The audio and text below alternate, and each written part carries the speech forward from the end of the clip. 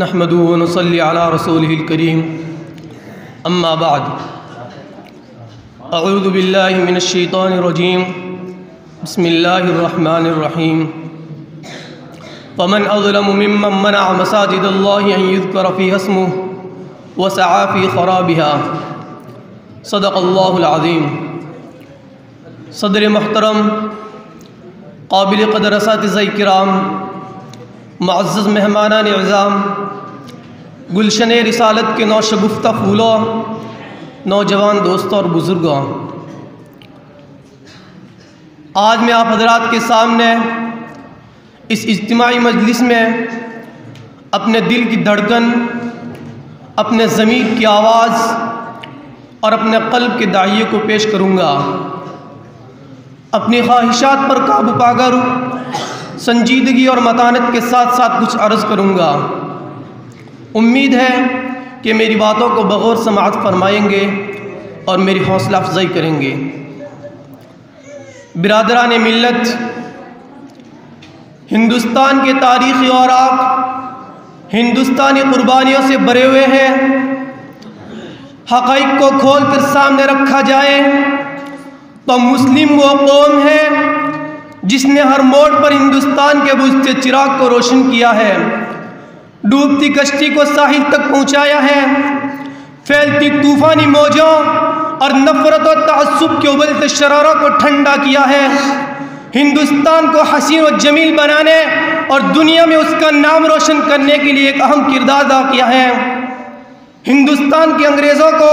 ہندوستان کے گلے کو انگریزوں کی طوق غلامی سے نجات دلانے میں اپنی جانوں کو قربان کیا ہے۔ آزادی کے بعد ہندوستان کا بٹوارہ ہوا اور ہندوستان و پاکستان دو حصوں میں تقسیم ہو گئے اور ایک اور دو بھائی آپس میں جدا ہو گئے۔ مگر جب کل پاکستان ہندوستان پر حملہ ہوا تو وہ ہندوستانی مسلمان جو اپنے عزیزوں کی یادوں میں تڑپتے ہیں، موقع تھا کہ آج مل کر حکومت ہند کی اینٹ سے اینٹ بجا دیتے، لیکن وہ اپنے خونی رشتوں کو فراموش کر کے بے خطر میدان جنگ میں کود پڑے اور ہندوستان کی آبرو کو پامال ہونے سے بچا لیا۔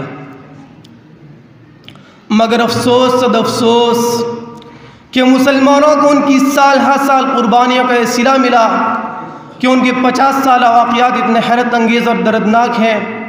کہ انہیں زباں پر لاتے ہوئے بھی خون کے آنسو ٹپک پڑتے ہیں۔ رلاتا ہے تیرا نظارہ اے ہندوستاں مجھ کو، رلاتا ہے تیرا نظارہ اے ہندوستاں مجھ کو، کہ عبرت خیز ہے تیرا فسانہ سب فسانوں سے۔ میرے غیور نوجوانوں، فسادات کے ذریعے مسلمانوں کا قتل عام ہوا، عبادت گاہوں کو شہید کیا گیا، مسجدوں میں سور کا گوشت رکھا گیا، دکانیں چن چن کر نظر آتش کی گئی، گھروں کو تہس نہس کیا گیا، کھربوں روپے کی مالیت کی جائیدادیں اور اثاثے لوٹ لیے گئے، ان کے کاروبار کو اس طرح تباہ و برباد کیا گیا کہ صاحب زر اور باعزت لوگ بھی بھیک مانگنے پر مجبور ہو گئے۔ بچے کچے مسلمان جب سڑکوں پر نکل آئے تو انہیں پولیس کی بربریت کا شکار ہونا پڑا، شاہراہیں شہیدوں کے خون سے لالہ زار ہو گئی، چن چن کر علماء اور صلحاء کی مبارک داڑھیوں میں آگ لگا دی گئی، اکابرین امت کے بدن سے خون کی ندیاں بہا دی گئی، چھوٹے چھوٹے اور ننھے معصوم بچوں کو مچھلیوں کی طرح تڑپتا ہوا دیکھ کر بھی ان پر رحم نہیں کھایا گیا۔ ان کے گھروں کو تہس نہس کر دیا گیا، چھوٹے چھوٹے اور ننھے معصوم بچوں کو زندہ آگ کے انگاروں کے اندر جھونک دیا۔ کسی شاعر نے کہا ہے، معصوم تڑپتے ہوئے بچوں کی وہ آہیں،